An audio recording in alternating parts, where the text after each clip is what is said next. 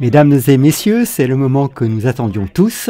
Je suis très heureuse de partager avec vous cette interview avec Xavier Poussard, le journaliste qui a initialement révélé le scandale Brigitte Macron via une publication. Il a fait plusieurs séries dans lesquelles il a collaboré avec Natacha Ray, qui l'avait aidé. Vous en entendrez parler, il y a tellement de choses qui mènent à ce moment, évidemment. Je voulais juste vous faire savoir que lorsque je me suis assise avec lui à la fin de l'année dernière, je n'aurais jamais pu imaginer qu'Emmanuel Macron et Brigitte m'enverraient une lettre légale, je crois, parce qu'il savait que cette interview allait avoir lieu et il ne voulait pas que cette série se produise, et à bien des égards, cette série n'aurait peut-être pas eu lieu si je n'avais pas creusé mes pieds plus profondément dans le sol. Simplement parce que je crois en la liberté d'expression, et je crois en l'information, et je crois que ce qui se passe en France est maléfique. Xavier Poussard n'est jamais apparu devant une caméra avant ce moment. Il a été remarquablement discret sur son travail. Il a consacré des années de sa vie à faire face au poids de ce que je décrirais comme un gouvernement totalitaire en France, en prenant à lui et à sa famille. Il a déraciné sa famille et a dû déménager en Italie pour s'assurer qu'ils étaient en sécurité et protégés. Et bien sûr, il n'est pas le seul, mais cette interview est l'aboutissement d'une année de travail. Vraiment une année, l'année dernière, où j'ai lu juste la pointe de l'iceberg. Et j'ai reconnu que c'était une histoire explosive. Et puis, quand Xavier Poussard et moi nous sommes assis au début et nous avons juste montré une photo de lui, YouTube a déménagé pour déplacer l'interview entièrement et a essentiellement dit que nous n'étions pas autorisés à discuter des sectes ou à insinuer quoi que ce soit à propos des sectes, mais nous avons senti qu'ils avaient peut-être été contactés par quelqu'un avec beaucoup de pouvoir. Et bien, cette fois, ce que nous avons fait en réponse, c'est que nous avons construit un site web entier où nous pouvons mettre des interviews comme celle-ci, sans craindre qu'elles soient supprimées. Et bien sûr, c'est sur candaceowens.com, juste pour vous faire savoir que quand lui et moi étions assises, j'essayais toujours de comprendre les éléments de l'histoire dont vous pouvez m'entendre poser des questions, comme les téléspectateurs poseraient des questions, essayant de comprendre, c'est exactement ce qu'il suggérait. C'est pourquoi nous avons pensé que faire de cela une série pour que vous puissiez au moins avoir le soutien des 6 premiers épisodes pour comprendre ce qu'il dit, ce que je pense que la plupart d'entre vous comprennent maintenant, était si important pour nous, si important pour l'équipe. Nous avons mis tellement de travail là-dedans et je suis vraiment humble dans tout cela, reconnaissant envers Xavier Poussard, Natacha Ray et tous les journalistes qui ont bravé le gouvernement français et le mal du gouvernement français pour nous amener à ce moment. Donc, sans plus tarder, voici Xavier Poussard. Xavier, je ne sais même pas par où commencer ici. Je sens déjà que ce sera la plus grande histoire de l'année et nous ne sommes qu'en janvier.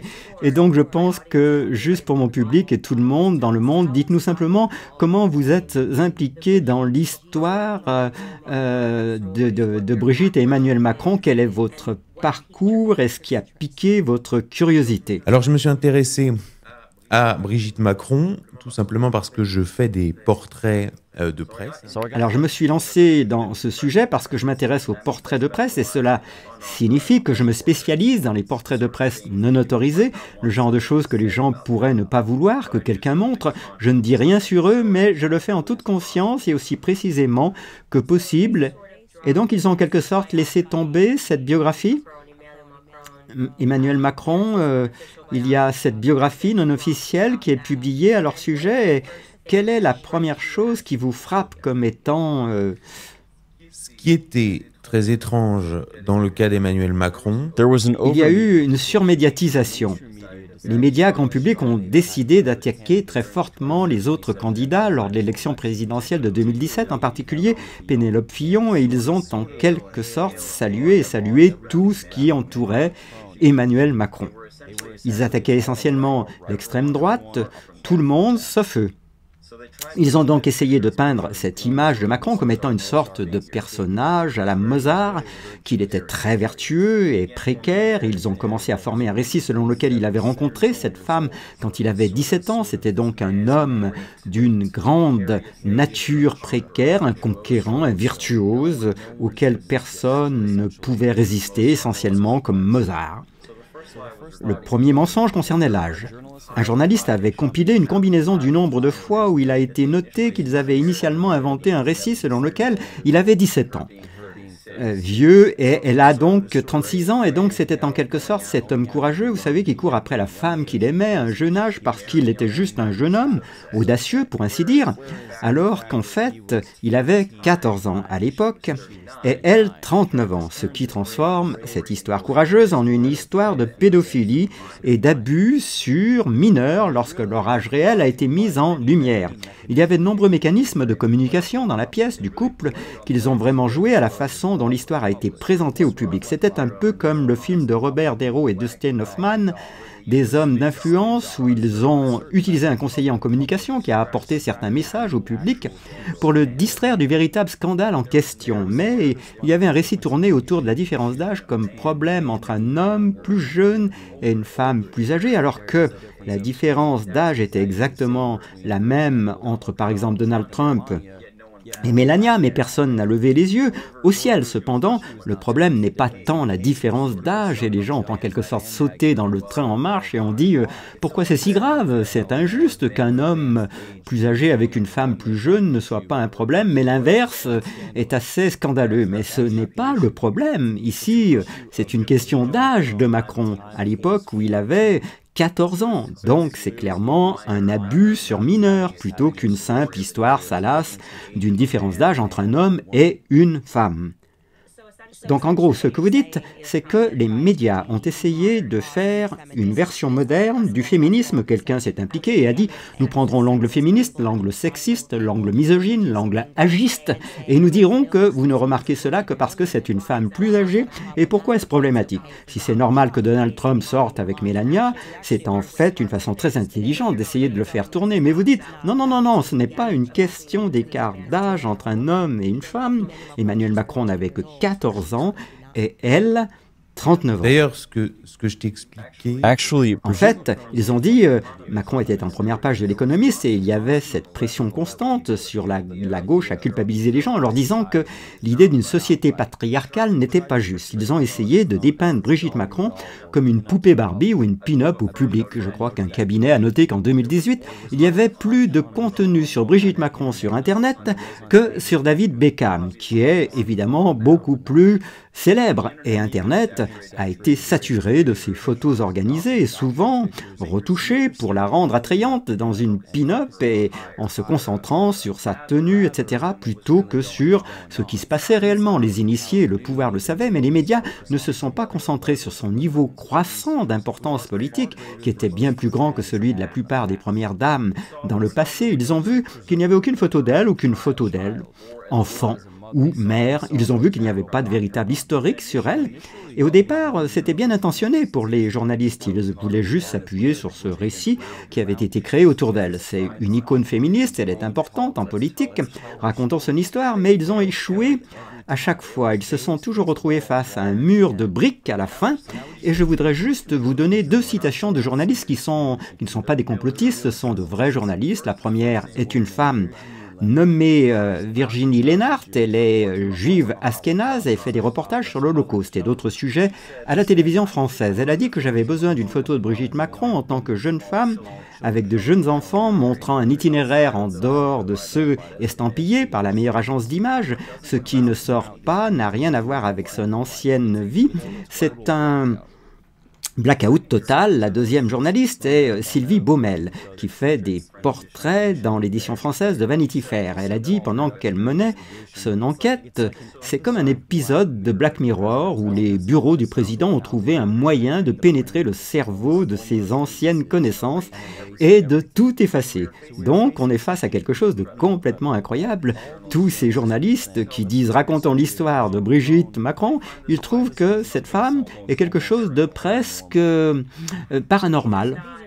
Donc, ce ne sont pas des journalistes complotistes, ce ne sont pas des gens sur Reddit qui essayent de faire du bruit. Ce que vous dites, c'est que ces gens étaient bien intentionnés, ils étaient intéressés par cet angle féministe, ils pensaient que ça allait être une histoire incroyable pour couvrir comment cette femme est arrivée au pouvoir, un peu comme faire un portrait de Michelle Obama pendant les années Obama. Et ils disaient, attendez, une minute, où est cette personne? Qu'est-elle devenue? Je n'ai jamais vu un tel trou noir.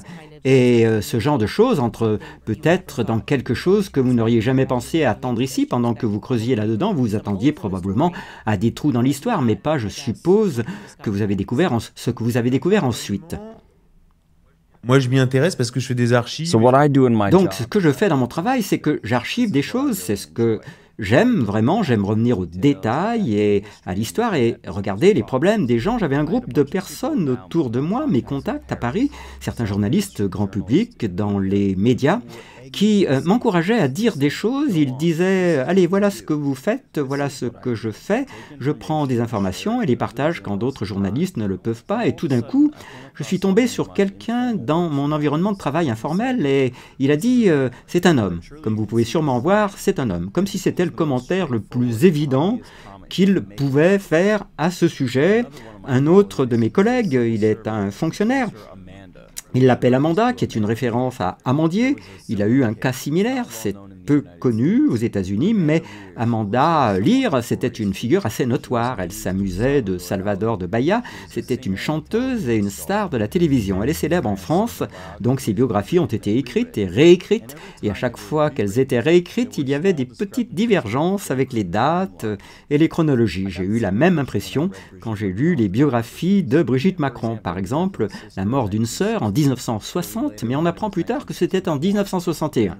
Puis la mort l'année suivante, mais ensuite, quand on allait chercher l'information, on découvre en fait, elle est morte en 1966. Puis elle dit, j'ai acheté ma maison, on a acheté notre maison en 1950, on allait alors creuser, c'était en fait 1957. Et à chaque fois, comme ça, l'histoire est modifiée. Donc en fait, on se dit, c'est quoi ce truc? Il y avait cet élément de création, de complexité et de confusion afin de cacher essentiellement l'éléphant dans la pièce. Revenons à Amandier. Amanda Lear, donc, est née à Alain Théap, est très connue aujourd'hui. En fait, elle a été démasquée car à un moment de sa vie, elle s'appelait PJ d'Oslo et elle était en fait la trafiquante de drogue de MC Jagger. Donc nous vivons toujours ces comportements très limites. Mon point de vue est que cette avenue d'un personnage transsexuel a été créée avant, mais il est très dangereux d'essayer de s'y plonger car vous courez le risque d'être qualifié de fou. Qui est cet homme qui prétend cette absurdité? Est-il fou? Alors j'étais confronté à ce risque. J'ai commencé à parler à mon réseau plus large. J'ai commencé à aller voir tous ceux que je connaissais pour essayer de comprendre ce qui se passait parce que je savais qu'il y avait une histoire ici et je voulais approfondir cette histoire, mais les Français dans l'ensemble ne se rendent pas compte de ce qui se passe. Ce n'est pas vraiment sur leur radar et ils ne sont pas tout à fait conscients de l'ampleur de cela. Tout d'un coup, j'obtiens un numéro de cette fille appelée Natacha Ray. C'est juste une citoyenne normale, pas une journaliste.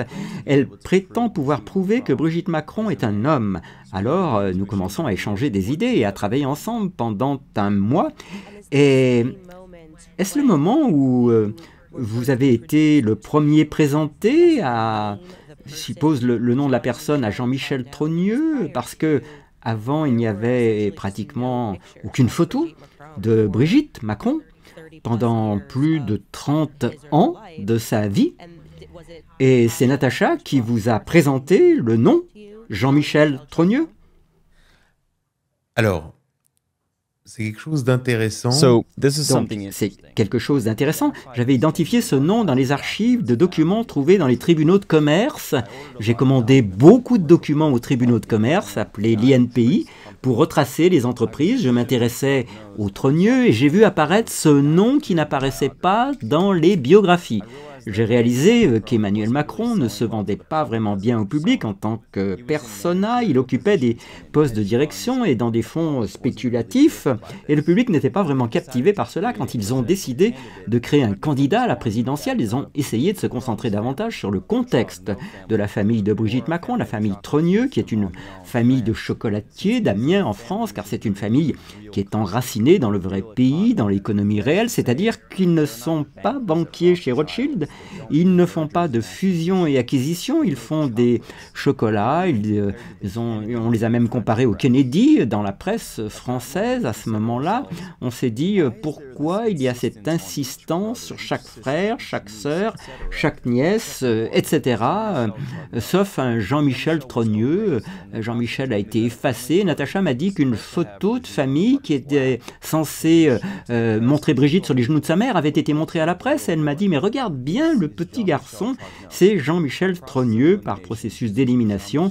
C'est Jean-Michel Trogneux et ce frère caché, si tu regardes bien, est en fait Brigitte Macron. Elle était totalement convaincue et j'ai pensé que c'était très dérangeant, ça valait le coup de vérifier. Donc en Amérique, il y a une expression, on dit le chien qui n'aboie pas, donc ce qui est assez intéressant, c'est que c'est le chien qui n'aboie pas, il y a toutes ces informations sur tous les membres de la famille, et vous reconnaissez qu'il n'y a aucune information sur ce membre de la famille. Et cette photo que nous avons vue de leur famille dans Amiens, je me souviens de la première fois que j'ai vu cette photo parce que c'est en fait ce qui m'a fait impliquer dans l'affaire. C'était pour moi une question de bon sens. J'ai juste regardé la photo et le Daily Mail essayait de me dire que la petite fille sur les genoux était la jeune Brigitte. Et j'ai juste regardé à gauche de la photo et j'ai dit non, j'ai deux yeux évidemment, je ne sais même pas quelle est la théorie, mais c'est clairement Brigitte, un visage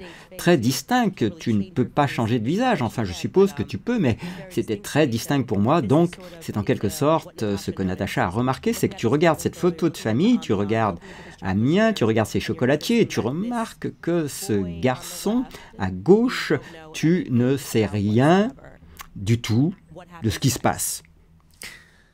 Alors,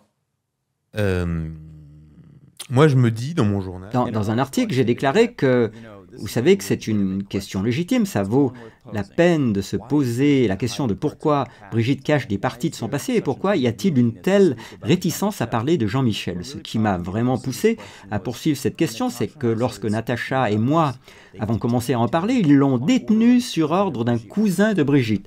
Natacha Macron développait une thèse approfondie sur la façon dont Brigitte Macron et Jean-Michel Trogneux et à qui appartiennent réellement les enfants de Brigitte.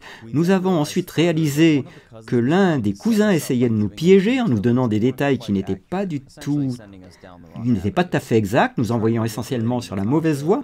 Ils ont essayé de manipuler Natacha et moi-même, puisque je me suis appuyé sur cette thèse pour obtenir des informations, ainsi qu'un autre journaliste pour suivre ces fausses pistes, peut-être sur ordre de l'Élysée et du gouvernement lui-même. Ok, c'est fascinant parce que c'était aussi quelque chose que je dis toujours à mes auditeurs, c'est juste du bon sens, je pense juste que je suis la première dame de France, je suis Candace, si quelqu'un vient me voir et me dit « Hey, ton frère n'existe pas ou ta sœur n'existe pas », je vais en profiter pour faire une conférence de presse, je vais me tenir à côté de mon frère et je vais dire que les théories du complot sont néfastes, mettons ça au lit. Je ne contacterai pas l'équivalent français des services secrets pour les faire arrêter un journaliste qui travaille sur une histoire. Cela me signale instantanément comme très étrange. Vous dites donc qu'en plus de cela, ils vous donnent également de fausses informations de manière ironique et qu'ils essaient de vous amener à une mauvaise conclusion. Vous avez donc de l'intimidation et de la désinformation. Et tout ce que vous faites à ce stade est de faire des recherches. Vous n'êtes même pas arrivé à des conclusions, mais cela vous donne probablement l'impression que ce qui se passe... Alors, on sentait... Ici, nous avons réalisé qu'il y avait un problème ici, puisque le pouvoir auquel nous étions confrontés devenait assez agité et nerveux. Donc, quand Natacha a sorti sa thèse, elle a voulu la publier rapidement. J'étais réservé car je crois toujours que c'était juste une hypothèse qui avait besoin de plus d'informations. Eh bien, le L a donné suite, mais au lieu d'attaquer le sujet principal, ils attaquaient de petits détails. Elle a été reconnue coupable de diffamation, mais il est difficile pour le public de comprendre cela, car je n'ai jamais été reconnu coupable de quoi que ce soit, et elle est reconnue coupable sur de petits détails qui ne sont pas importants pour le fond de son argument. Une fois que l'histoire a éclaté en 2021 et qu'elle a été mise en lumière, la Russie l'a découverte, la Chine l'a couverte, ils auraient pu si facilement à ce stade la démystifier. 3 photos de famille, mais ils ne l'ont pas fait. Ils auraient même pu le faire avec un faux compte troll Il y en avait un avec plus de 80 personnes qui auraient pu dire « Non, écoutez, je suis la cousine d'un tel et voici une photo juste pour démystifier toute l'histoire. » Mais ils ne l'ont pas fait, alors qu'ils avaient fait dans le passé lorsque des personnalités comme Bolsonaro avaient attaqué son apparence. Certains membres de la famille s'étaient prononcés et s'étaient exprimés contre cela. Mais quand il s'agissait de ces allégations plutôt importantes, rien n'a jamais été réfuté par la famille. Le L a juste continué à essayer de déchirer l'histoire, mais seulement dans les détails plutôt que dans le fond. Natacha Ray, une citoyenne ordinaire, avait permis à tout le monde de découvrir un secret d'État. Pourriez-vous expliquer aux gens comment il était possible que Brigitte Macron ait été la mère ou le père d'enfants, juste pour que cette partie soit très claire pour eux? Alors, c'est sur ce point que je voudrais être le plus... Je ne sais pas, les deux journalistes dont j'ai parlé plus tôt, qui ont tous deux ont du mal à enquêter sur le passé de Brigitte Macron. Le premier a sorti la célèbre photo de famille. Il y a une photo de Brigitte Macron lors de sa première communion. Le deuxième journaliste a trouvé la photo de mariage de Brigitte Macron, prise en 1974. Elle a 10 ans sur la photo de communion et 21 ans sur la photo de mariage. Mais quand on regarde les photos de près, on voit que ce n'est pas Brigitte Macron. À cette époque, la thèse de Natacha Ray était qu'ils avaient donné une photo de la fille de Tiphaine, Brigitte Macron, comme communiante, et la photo de mariage était celle de la sœur de Laurence qui se mariait. C'était très compliqué car en fait, cette photo de mariage était tirée d'une annonce qui avait été publiée dans la presse locale à l'époque, et cela impliquerait que quelqu'un avait en fait un faux journal et des photos pour finalement publier une photo de Laurence. Tout cela était très vague, et avec la couverture médiatique de la thèse de Natacha Ray qui se poursuivait en même temps, le L a finalement dû admettre que Jean-Michel Trogneux existait en montrant une personne qui était présente à l'investiture d'Emmanuel Macron. On nous a dit que c'était ce petit homme potelé. Quand on a vu ça, on ne pouvait pas croire que le garçon sur la photo de famille était devenu cet homme. Donc à ce stade, ils ont dû admettre que ce personnage de Jean-Michel Trogneux était réel. Et essentiellement, ce à quoi vous faites référence, ce à quoi j'ai vu cela, ils essayent alors d'établir presque un nouvel héritage, ils essayent de suivre toutes les questions, et ils ont présenté cette photo que je n'avais pas lu l'histoire, mais j'ai regardé ce qui était clairement trop moderne pour être une photo de Brigitte, et je l'ai regardée et j'ai dit « Attendez, c'est sa fille, Tiphaine, cela ressemble à... » Et en quelque sorte, je l'ai recolorée en noir et blanc, ce qui était assez... Alors, moi, à ce moment-là, j'ai continué à poser des questions et j'ai continué à publier des histoires sur le garçon et ce personnage, le petit homme potelé. Mais à ce stade, je ne voulais pas m'impliquer dans ce que le spectateur pensait, donc je ne voulais pas me faire une opinion. Et à la place, j'ai juste continué à partager les informations qui m'ont été données par Natacha, mais je n'ai pas formé ma propre position sur la question. Je voulais juste relayer la thèse de Natacha d'une manière qui serait à toute épreuve et inattaquable par quelqu'un. Donc à ce stade, juste pour ralentir cela pour notre public, comme je l'ai dit, ils essayent essentiellement de continuer à nourrir plus de mensonges publics, et c'est en fait, et nous allons entrer dans Sigmund Freud, nous entrerons dans les médias modernes, mais ils croient essentiellement que si vous donnez autant d'informations, cela devient si déroutant que le public abandonne essentiellement parce que vous ne pouvez pas suivre cela. Alors maintenant, ils ont présenté cette photo, ils reconnaissent que Jean-Michel n'existe pas, mais ils ne répondent pas vraiment aux questions à ce sujet. Ils présentent également, comme vous l'avez dit, une photo de Tiphaine qui est recolorée pour une raison quelconque, puis vous avez une troisième photo de quelqu'un qui est la photo de mariage dont vous parlez, de la photo de mariage, et il présente une troisième photo. Aucune de ces personnes ne sont les mêmes, mais cela permet au public d'être confus. Voilà, il y avait une confusion. Essentiellement, il y avait encore beaucoup de confusion à cette époque. Mon investissement s'appelait simplement Le mystère de Brigitte Macron, et je publiais de petits éléments, de preuves, et laissais le public décider par lui-même. Puis un dossier a été publié en décembre 2021. Et plus tard, en juin 2022, par un journaliste nommé Emmanuel Allison. Elle a passé la majeure partie de sa carrière avec Lemon dans leur journal hebdomadaire, qui est l'équivalent en France du New York Times. Elle est de gauche et a une cinquantaine d'années. Elle est une femme des médias grand public, mais elle est curieuse et sincère dans son enquête sur Brigitte Macron. Elle commence donc à suivre l'histoire et considère ses articles comme des attaques sexistes contre Brigitte Macron.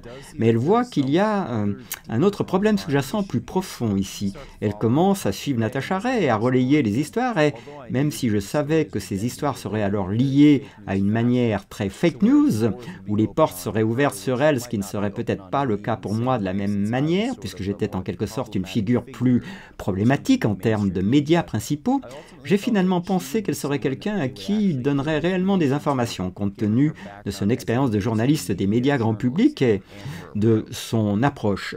J'ai alors décidé de retourner aux archives, plus précisément aux archives départementales, et de trouver toutes les listes de classe. J'ai donc trouvé les listes de classe de Brigitte Trogneux, puis j'ai trouvé la liste de classe de Jean-Michel Trogneux, qui comptait environ 100 personnes chacune.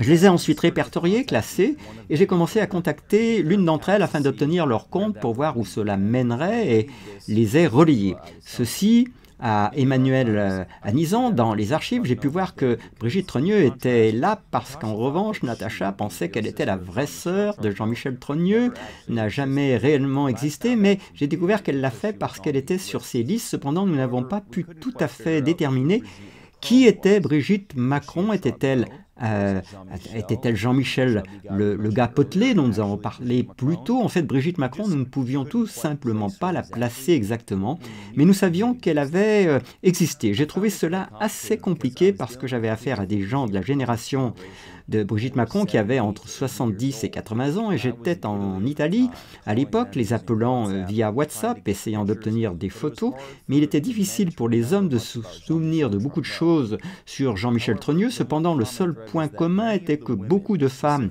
en particulier les femmes qui étaient censées être dans la classe de Brigitte Trogneux, disaient que nous ne nous souvenions pas d'elle, nous ne la reconnaissions pas sur les photos, nous ne pouvions pas vraiment la placer, et ces phénomènes revenaient encore et encore, et en plus de cela, je me suis assuré de tout enregistrer pour que rien ne puisse être retenu contre moi légalement sur toute la ligne.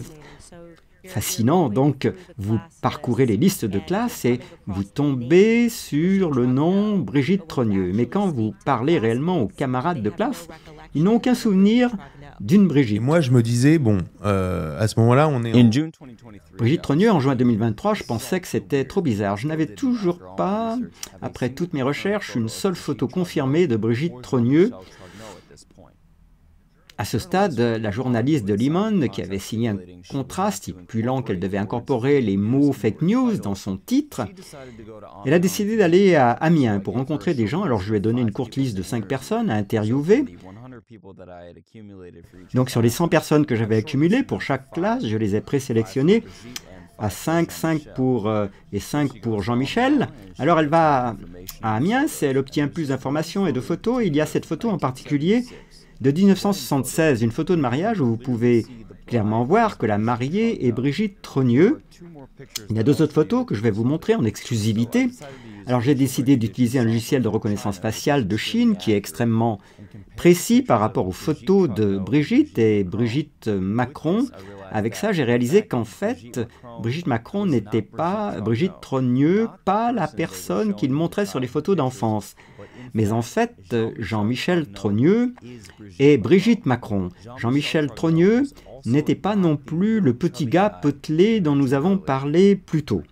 J'en ai conclu que Brigitte Macron est en fait Jean-Michel Trogneux, né en 1945 à Amiens, et que cet individu a pris l'identité de sa sœur Brigitte Trogneux en 1986. Donc c'est vraiment une histoire de vol d'identité. Alors elle va voir à Amiens le journaliste Emmanuel Anison, et vous réalisez à ce stade que vous obtenez une correspondance avec ce logiciel chinois qu'ils utilisent pour les scores de crédit social, et ils vous disent « Eh, ce n'est pas cette Brigitte Trogneux, c'est Jean-Michel Trogneux ».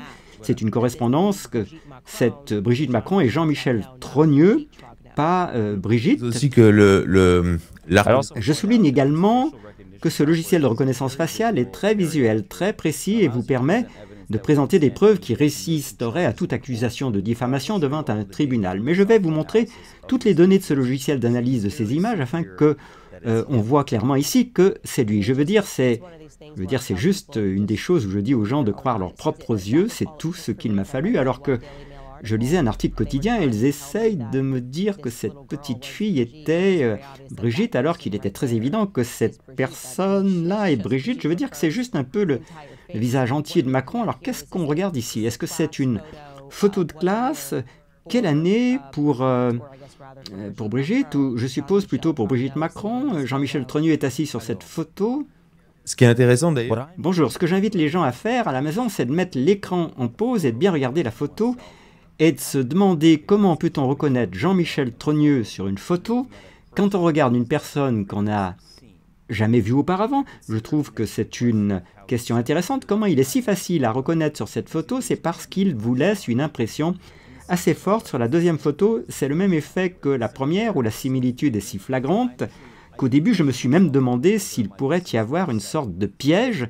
Cette image était-elle fournie par un contact étroit des Trogneux? Je me demande s'il ne faisait pas que me manipuler, ainsi que les autres journalistes à nouveau. Donc pour avoir la certitude de mes conclusions et pour voir si chaque institution était manipulée, je suis allé aux archives jésuites pour obtenir la photo de classe de Mademoiselle Trogneux. Il m'a fallu un certain temps pour les rassembler. J'ai dû passer par les tribunaux administratifs car ils prenaient plus de temps que d'habitude. Finalement, je les ai obtenus et je les ai rassemblés avec les photos précédentes que j'avais. J'ai réalisé que j'avais maintenant obtenu des photos d'une qualité encore meilleure où la reconnaissance faciale ne laisse pas beaucoup de place à l'imagination. À partir de cette référence croisée, il était encore plus évident que Jean-Michel Trogneux et Brigitte Macron. Désolé, quelle est la source de cette photo à gauche? C'est la photo de l'époque où Brigitte était professeure? Oui, c'est un professeur de théâtre. C'est Brigitte quand elle a rencontré Emmanuel Macron. Et on nous l'a... Professeur de théâtre, le dernier point très important est les dents. Le niveau de manipulation est assez flagrant, car sur la photo actuelle, elle a des dents droites, mais sur la photo de famille, elle a fait refaire ses dents. La photo a été retravaillée pour y parvenir. Vous pouvez le voir en comparant les anciennes photos de classe à la photo de famille. Donc l'idée était de peindre une image d'elle comme étant un mélange entre Claudia Schiffer et Robin Williams dans le cercle des poètes disparus, comme cette pin-up. Ils ont même amélioré ses yeux, redressé ses dents et en général retravaillé la photo pour la faire paraître plus belle. C'est vraiment vicieux que ce mensonge soit montré au public et jusqu'où ils sont allés pour manipuler le public, et c'est intéressant. Parce que ce n'est pas la seule fois qu'ils ont manipulé une photo que vous me montriez hors ligne, mais même cette photo originale qu'ils ont donnée au public, que je n'avais jamais remarqué avant que vous ne la retiriez.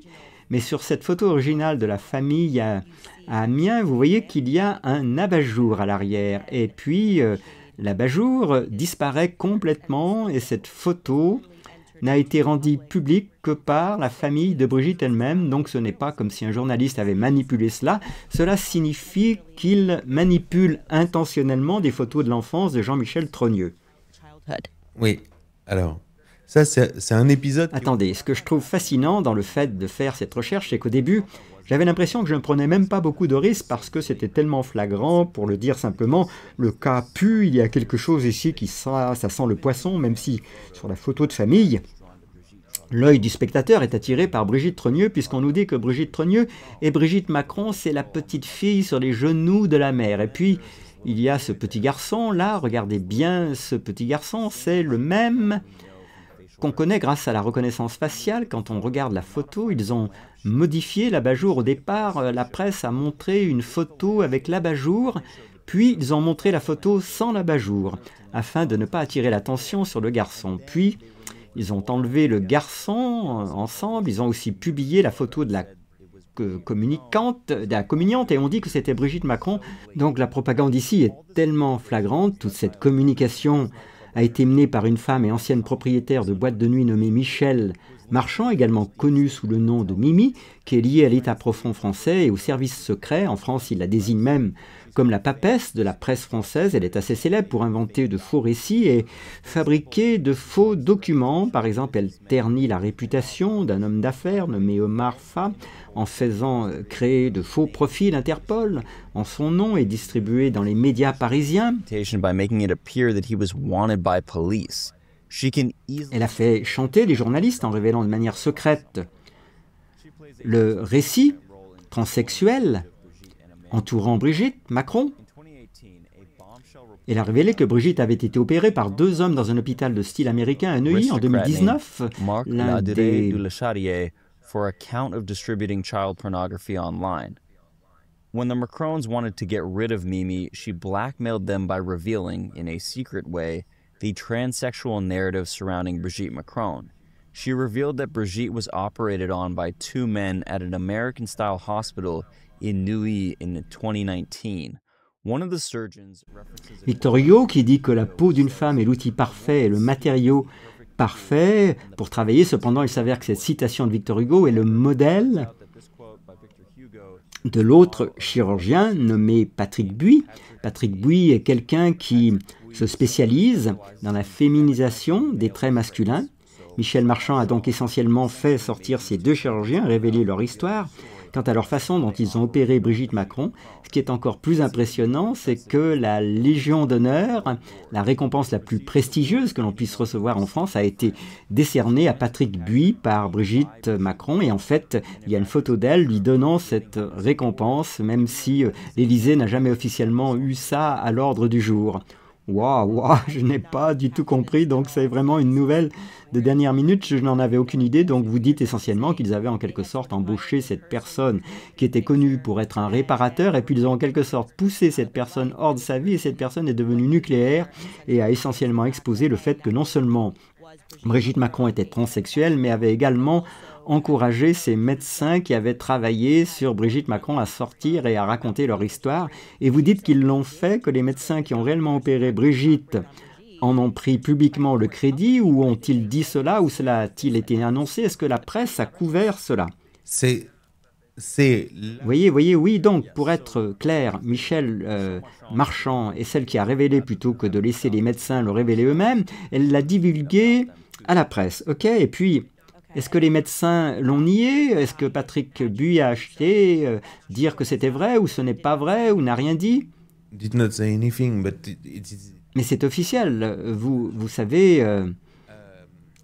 Donc, pour conclure toutes ces preuves, je me suis posé une question. Si Brigitte est en fait Jean-Michel Trogneux, elle a dû à un moment donné rejoindre l'armée, parce qu'il y avait un service obligatoire en France à l'époque. Donc je suis allé à Amiens et j'ai cherché le recensement militaire à l'époque. Les hommes faisaient leur service militaire à 18 ans. Et ils devaient se déclarer pour effectuer leur service national, qui était quelque chose comme 1 an et demi lorsqu'ils servaient dans l'armée française. En fait, j'ai trouvé dans les archives le document où le père de Jean-Michel Trogneux déclare que son fils effectue son service militaire en Algérie. Donc Jean-Michel Trogneux a été enregistré comme vivant à Alger, pas trop loin de l'université d'Alger. Rappelez-vous, l'Algérie n'a obtenu son indépendance qu'en 1962. Ce qui est incroyable, c'est comment on comprend tout ça rétrospectivement. En 2017, il y a eu une visite d'Emmanuel Macron à Alger, et à l'époque, il y avait de nombreux articles dans la presse algérienne expliquant qu'une aile entière de l'université d'Alger avait été rénovée. La presse a déclaré qu'ils avaient fait des travaux dans cette aile de l'université depuis que Brigitte Macron y avait étudié, mais de toute évidence, il n'y avait aucune trace de Brigitte Trogneux à Alger. La seule personne de la famille Trogneux trouvée à Alger était Jean-Michel Trogneux.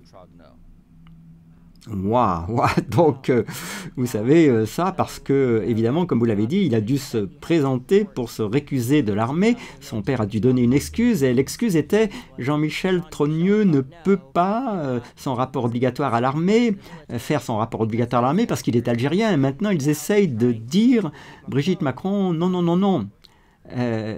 Le fait est que quand il fait aller le père au bureau pour dire... parce que vous avez 20 ans, c'est 80 ans, c'est normal, il dit qu'il est à... D'accord, mais quand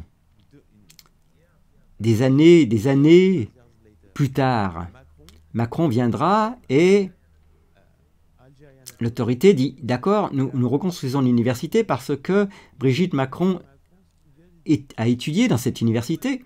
Ouais, oui, c'est Jean-Michel. Jean-Michel. Yeah, I understand.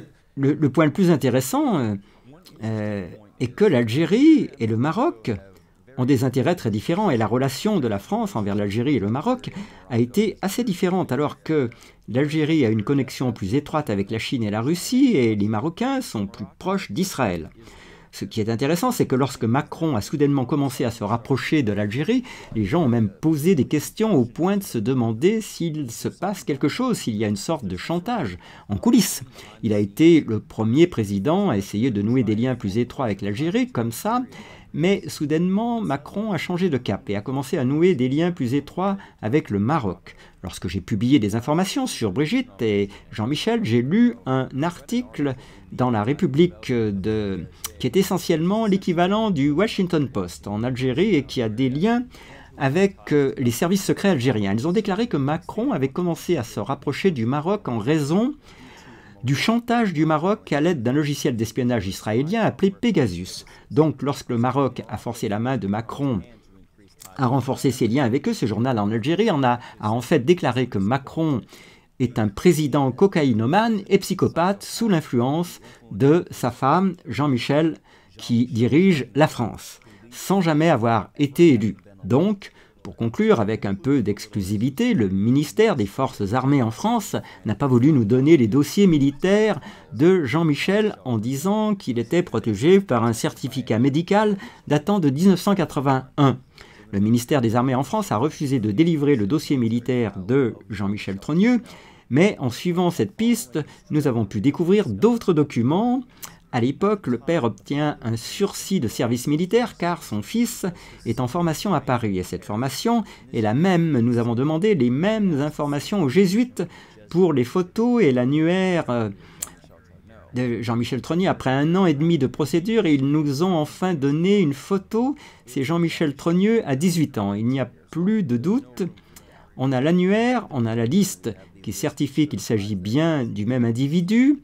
Et donc là, on voit Jean-Michel Trogneux, et quand on le compare, c'est très frappant puisqu'on voit effectivement des signes distinctifs qui ne sont pas trompeurs, notamment en dessous de la bouche, et ce truc ici qui ressemble à un grain de beauté ou à un bouton, à certaines choses, jusqu'à quand on était capable de contrôler les médias, quand on est capable de dicter les médias et de les faire aller dans son sens, on pourrait créer à partir de cette photo une sorte de pin-up de Claudia Schiffer qui a rencontré Emmanuel Macron quand il avait 14 ans.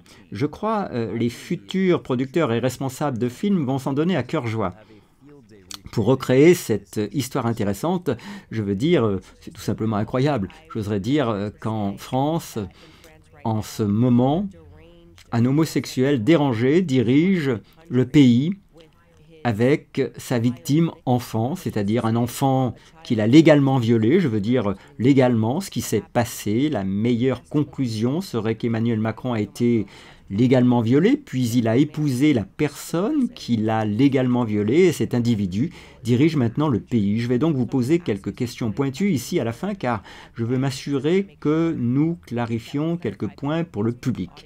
Est-ce votre point de vue, et ce n'est pas grave si vous n'avez pas d'avis à ce sujet, Jean-Michel Trogneux a engendré des enfants avant de devenir Brigitte. Alors, sur la question de la vie... Avant de devenir Brigitte. Donc, sur la question de la vie de Jean-Michel Trogneux, pour le moment, c'est une question en pointillé. Nous savons que Brigitte Macron est née Jean-Michel Trogneux le 11 février 1945 et qu'elle a vécu sous cette identité au moins jusqu'en 1963. Ensuite, il y a 2 enfants qui ont été déclarés par Jean-Michel. L'un s'appelle Jean-Jacques Trogneux et l'autre Valérie. Cela soulève des questions de savoir si ce serait potentiellement le fils de Brigitte Macron. Eh bien, ce Jean-Jacques Trogneux ressemble à une image crachée d'Emmanuel Macron. De quoi il s'agit? Avez-vous alors une opinion ou un point de vue ou une piste sur qui était alors la mère de Jean-Jacques et Valérie? Oui, Yes, c'est une femme. It's a woman. Oui, ça, je m'en doute, je sais. C'est une femme, donc, nommée Véronique Dreux. C'est une femme à la retraite qui s'est remariée avec un aristocrate important d'Amiens et a sans aucun doute élevé les enfants de Jean-Michel Trogneux. J'ai eu un appel téléphonique étrange avec Véronique parce que pendant que nous parlions, j'ai réalisé en arrière-plan qu'il y avait un groupe de personnes autour qui écoutaient notre conversation et j'ai demandé à avoir des photos et quand je pourrais les obtenir, mais Véronique a dit qu'elle devrait d'abord demander à Brigitte. J'ai trouvé cela assez étrange pour une réponse à ma question. Je crois qu'une fois qu'Emmanuel Macron ne sera plus au pouvoir, la boîte de Pandore sera ouverte. Les gens commenceront à parler et ce secret de famille qui est si étroitement gardé commencera à se dévoiler. Je crois aussi que la chute de Macron sera assez sévère. Il y a aussi un changement intéressant dans les médias où des organes de presse comme l'équivalent du New York Times en France, qui dans le passé n'ont pas prêté la moindre attention au fait que Brigitte est un homme, ont maintenant commencé à mettre son nom entre guillemets, laissant entendre que les choses pourraient ne pas être ce qu'elles semblent être. Même qui a soutenu Brigitte pendant les 12 dernières années. Macron a maintenant admis qu'Emmanuel Macron avait 14 ans lorsqu'il a rencontré Brigitte. C'était une théorie du complot, mais maintenant qu'Emmanuel Macron approche de la fin de son mandat, les secrets sortent un par un et sont davantage reconnus. Il y avait ce compte Twitter intéressant, Zoé Sagan, qui aidait à compiler des informations et le compte a été fermé. Et j'ai plaidé auprès du public ou de toute personne en mesure d'aider pour voir si ce compte pouvait être rétabli, car cela serait très utile dans cette affaire. Il y a également eu 4 personnes détenues pour cyberintimidation plutôt que pour diffamation, comme Natacha Ray, ce que je trouve intéressant, car c'est presque comme s'ils étaient français, la considérant comme une fille dans la cour de récréation qui est victime d'intimidation étant enfant plutôt que de l'appeler par son nom. Il est totalement injuste que des journalistes soient enfermés et détenus pour cette prétendue cyber-intimidation alors que leurs comptes rendus et articles sont tous basés sur la vérité et les faits. Donc, vous n'avez jamais été poursuivi pour diffamation, ce qui semblait être le mensonge que les gens essayaient de dire et prétendant que l'histoire avait déjà été démystifiée, n'a pas été démystifiée. Une autre question que je veux vous poser, c'est si votre théorie sur qui a materné les enfants de Jean-Michel Trogneux, ce qui signifie que notre théorie à laquelle je crois beaucoup est que Jean-Michel Trogneux a fait la transition, a pris le nom de sa sœur, qui était Brigitte, où est la vraie Brigitte? Je pense que c'est... Aujourd'hui, c'est le point principal qu'ils ne veulent pas dévoiler, le sombre secret de famille qui est le cas de vol d'identité et d'abus d'un mineur. De nombreux journalistes avant moi ont posé la question, un seul d'entre eux, et aucun membre de la famille n'a souhaité répondre. Les téléphones sont simplement raccrochés, les gens ne sont tout simplement pas disposés à en parler. Il y a ceci intéressante notion de consentement. Si vous prenez le permis de conduire de quelqu'un, même avec son consentement, c'est toujours un vol d'identité, mais ce n'est pas une question de ce consentement, c'est une question d'un mineur qui ne peut pas donner son consentement. Si vous regardez à quel point tout cela est extrêmement tiré par les cheveux en 2007, lorsqu'elle est devenue Brigitte Macron, cela s'est passé sous une fausse identité. Ce mariage de Brigitte Trogneux devenant Brigitte Macron est construit sur une fraude puisque Brigitte Trogneux n'était pas la véritable identité, c'était Jean-Michel Trogneux. Les Français ont en substance placé au pouvoir un couple dont toute l'identité est basée sur une construction frauduleuse, la falsification, la pédophilie et l'abus d'un mineur. Quand Vladimir Poutine a parlé d'un empire du mensonge, c'est ce qu'il voulait dire. Je veux dire que le livre Guinness des records n'a pas pu battre le nombre de mensonges qui ont été racontés dans toute cette histoire. Il est temps que nous nous posions la question des jeunes dirigeants. Nous avons eu ce problème et cette remise en question de la morale d'Obama aux États-Unis, de Trudeau au Canada. Ces jeunes dirigeants sont-ils sous l'emprise de moteurs et contrôlés par le chantage ? Vous savez, je pense, et c'est assez concluant, que le monde est en train de se déchaîner, de se réveiller à ce concept que les dirigeants sont sélectionnés, préparés et en quelque sorte insérés dans des positions puissantes. C'est une conversation qui a lieu maintenant en Amérique, même concernant Barack Obama, qui revient en arrière et réalise que beaucoup de gens ont été informés de son passé et qui n'avait aucun sens du tout. Et pourtant, en même temps, ils ont utilisé les mêmes mécanismes pour accuser quiconque poussait le récit d'être raciste. C'est un peu la même chose avec Brigitte Macron. Quiconque pousse le récit doit être misogyne ou doit être sexiste. Il semble que nous soyons au bord d'un réveil mondial. Et c'est vraiment grâce à une Amérique libre d'expression, un journalisme indépendant, la possibilité de communiquer comme vous et moi l'avons fait et d'établir une communication puis de travailler les uns avec les autres pour révéler des histoires plus importantes. Mais la question évidente qui va être dans l'esprit de tout le monde en regardant cela est: est-ce que tu as peur pour ta vie? Est-ce que tu es inquiet? Étant donné le pouvoir que Macron a clairement donné à sa volonté d'utiliser les services secrets, sont prêts à utiliser le système judiciaire, leur volonté d'utiliser la loi pour punir les gens qui se mêlent de l'histoire. Avez-vous peur qu'ils vous fassent, qu'ils vous tuent? Il y a vraiment une aura incroyable autour de cette histoire. Natasha Ray vient de recevoir un diagnostic de cancer qu'elle croit dû au stress que cette affaire lui a causé et au stress que les personnes qui l'entourent lui ont causé. Son avocat a récemment perdu la tutelle de ses enfants. L'actionnaire de mon journal a été la cible d'une enquête financière et d'un contrôle fiscal sur toutes ces sociétés.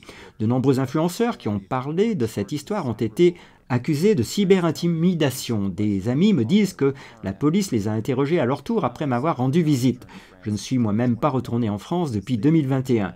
Depuis qu'ils sont venus à ma résidence officielle, qui était la maison de mes parents, des gens sont venus dans cette maison au milieu de la nuit, sachant qu'il n'y avait rien, et ont réveillé mes parents comme une sorte de tactique de peur.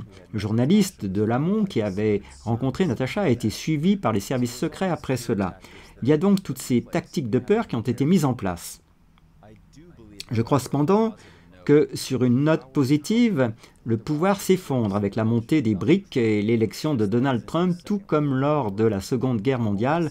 Nous sommes presque à la fin d'une époque et en ce moment, la bête s'affaiblit, mais c'est aussi à ce moment-là qu'elle est la plus dangereuse. Ces poches de pouvoir se réduisent à Londres, Paris et New York. Je n'ai pas peur parce que j'ai fait mon travail avec Ernest. J'ai fait ce que tous les journalistes devraient faire, c'est-à-dire collecter des photos. J'ai réussi à collecter 4 photos de Brigitte Trogneux qui montrent que cette femme n'est pas Brigitte Macron et 8 photos de Jean-Michel Trogneux qui prouvent que Brigitte Macron est bien ce Jean-Michel Trogneux. Non, tout cela a été un travail journalistique légitime. Je crois que lorsqu'Emmanuel Macron ne sera plus au pouvoir et lorsque la vérité sera dévoilée, les gens se rendront compte que j'ai été assez mesuré dans ma réponse à cela. J'ai tout fait de manière honnête. Xavier, eh bien, vous savez, je sais que mes partisans s'y tiennent toujours, les journalistes indépendants, et qu'ils voudront certainement vous soutenir. Sachez que vous travaillez à transformer cela en livre et il sera disponible pour une traduction en anglais. Pouvez-vous simplement nous faire savoir où ils peuvent aller pour vous soutenir et vous soutenir? Vous savez tous les risques que vous avez pris pour porter cette histoire au premier plan du public. Suite à la pression sur mon actionnaire, je pars essentiellement de zéro. Donc le soutien peut être montré sur mon ancien compte et sur ma newsletter et mon site web et aussi en suivant certains hashtags liés à l'affaire parce que cette enquête est une affaire classée, une énigme, ça se lit vraiment comme un roman policier tellement tiré par les cheveux qu'on pourrait à un moment penser que l'écrivain a pris de l'acide, même la simple retouche des dents sur les photos est au-delà de ce qui est crédible, mais un jour il y aura un film sur ce sujet parce que c'est comme si les Français vivaient dans une histoire fictive, ce sera comme quelqu'un qui se réveille d'une hypnose collective. Voyez-vous, maintenant, pensez-vous toujours que Brigitte est vraiment une femme? J'ai récemment vu Emmanuel Macron sur TF1, une chaîne d'information française, et il a dit que cette enquête sur son passé était comme le pire cauchemar de sa vie en tant que président de la France, et depuis lors, ses soutiens ont diminué. J'ai l'impression que son pouvoir décline à cause de ses mensonges, et que l'avenir ne s'annonce pas brillant pour Emmanuel Macron. Eh bien, je peux vous dire que chez vous, c'est juste la pointe de l'iceberg. Je sais que j'ai plus que piqué votre intérêt. Il se passe tellement de choses ici, je suis d'accord, nous nous réveillons tous d'une hypnose collective et nous devons soutenir les journalistes indépendants qui se dressent contre l'État partout dans le monde. Globalement, il semble qu'un réveil se produise. Xavier Poussard est l'un de ces formidables journalistes. Il a vraiment sacrifié une grande partie de sa vie personnelle ainsi que les autres personnes qui ont contribué à cette histoire incroyable. Nous allons tout lier ci-dessous, tous les endroits où vous pouvez soutenir financièrement son travail. Acheter le livre n'est qu'un petit acte que vous pouvez faire et qui lui permet de continuer à se pencher trancher sur l'histoire. Je pense que dans un an, la plupart du monde se réveillera au fait que ce que j'ai dit il y a un an est vrai. Je crois qu'Emmanuel Macron est un homme homosexuel qui a été préparé depuis sa jeunesse. Je crois que la personne qui l'a préparé est maintenant sa femme. Je crois que sa femme est née Jean-Michel Trogneux et a fait sa transition au début de la trentaine, et je crois que l'État tout entier est de connivence pour protéger ce secret. Et comme je l'ai dit, je miserai toute ma carrière professionnelle sur ces points. Les gars, nous vous reverrons la prochaine fois.